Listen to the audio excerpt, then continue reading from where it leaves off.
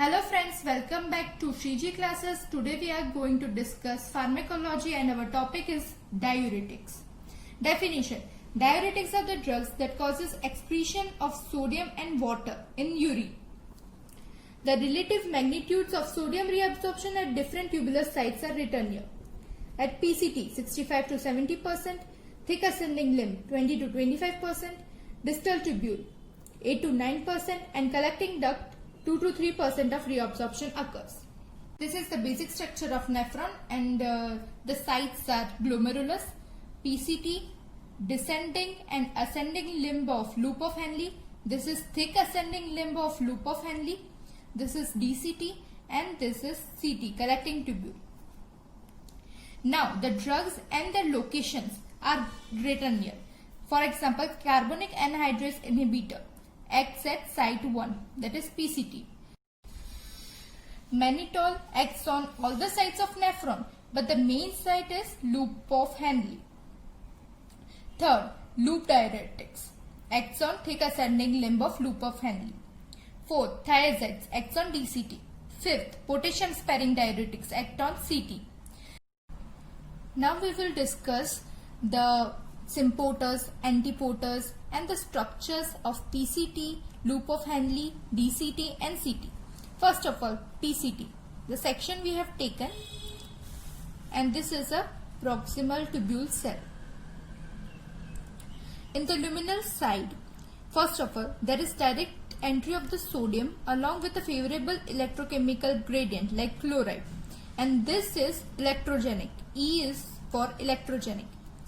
Second, next, sodium potassium symporter 3 is present. Along with sodium and potassium ion, glucose, amino acid, organic anions and phosphate reabsorption also occurs. In this, glucose reabsorption is electrogenic. Next, sodium bicarbonate. It dissociates into Na plus and HCO3 negative. H plus combines with HCO3 negative and forms H2CO3, which in the presence of carbonic anhydrase 4 dissociates into H2O plus CO2. Then diffusion of this occurs. With the help of carbonic anhydrase 2, it forms H2CO3, which then dissociates into H plus and HCO3 negative. On the luminal side, this sodium hydrogen antiporter is present, whereas on the basolateral membrane, sodium bicarbonate symporter is present.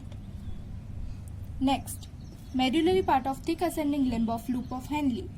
On this luminal side, sodium potassium 2 chloride co-transporter is present.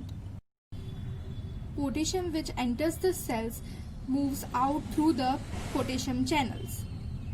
Then chloride. Chloride goes out through the chloride channels. Whereas sodium goes out through this sodium potassium antiporter, which is present on the basolateral membrane, and potassium channels are also present here. Through this, positive transepithelial potential difference is made, and through this calcium and magnesium reabsorption occurs. Next, cortical part of thick ascending limb of loop of Henle. This is the basolateral side, whereas this is the luminal side. This is sodium chloride symporter, and this is sodium calcium exchanger, which is regulated by parathyroid hormone. This is late distal tubules and collecting tubule cells. Here is basolateral membrane and here is the luminal membrane. First of all, chloride and water passive diffusion occurs. Next, amyloid sensitive renal epithelial sodium channels are present through which the sodium enters the cells. Then sodium hydrogen antiporter is also present and sodium potassium antiporter is also present, which is controlled by aldosterone. The net potassium loss is regulated by variations in the secretory process and depends on sodium load delivered to the distal segment, presence or absence of aldosterone, availability of H plus and intracellular potassium stores. This is a collecting duct cell, and on this aquaporin 2 water channels are present. Insertion of these channels occur only in the presence of antidiuretic hormone. Through this, water is reabsorbed and hence concentrated urine is formed.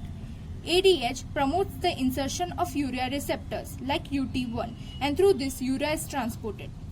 What are the urea permeable segments? They are collecting duct and thin ascending limb of loop of Henle. free water clearance. Volume of the urine excreted per unit time in excess of that required to excrete the content solute isoosmotically with plasma.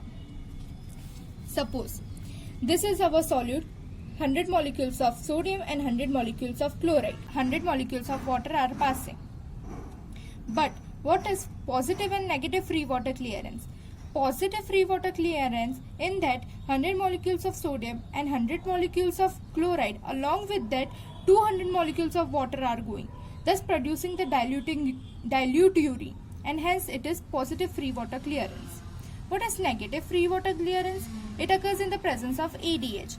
Suppose 100 molecules of sodium and 100 molecules of chloride are going, but 200 molecules of water are reabsorbed, hence concentrated urine is formed.